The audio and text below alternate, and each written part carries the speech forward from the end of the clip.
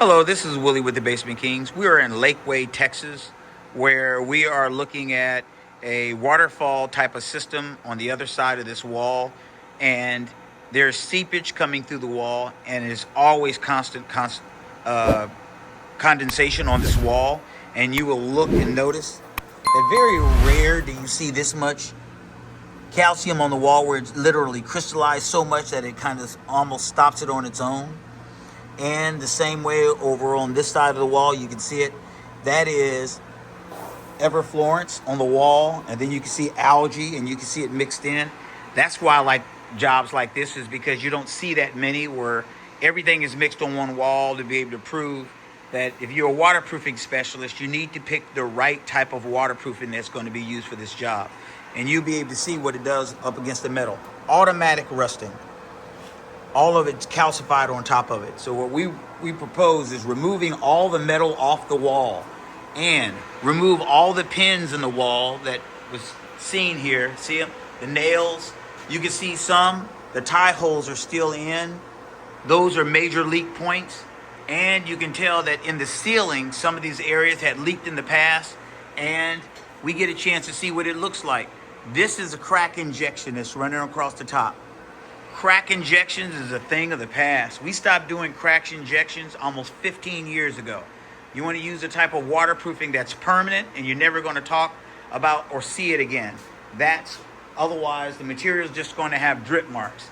So all these pins where there's metal up against the wall, we're going to put a waterproofing that's going to bond. And it's possible to pick a waterproofing that actually coats metal and steel that's in the wall. So those rust marks that's in the wall, they're going to stop after we seal it. And then after we're going to coat the wall, we'll put a membrane over the wall right about here, so they can put stucco back on the wall and make it look beautiful, just like this, because there's not going to be any more movement behind the wall. I'm going to put in some type of system so I can make sure that I get all these cracks. See these cracks right here? Over time, you're still going to have cracks. But what you want to do is you want to make sure that if it does crack, that movement does not cause water to come through. We want to use the type of waterproofing that's going to work. So we're going to use a really nice crystalline waterproofing on this particular job. And we're going to do this wall, the back wall, and possibly the ceiling.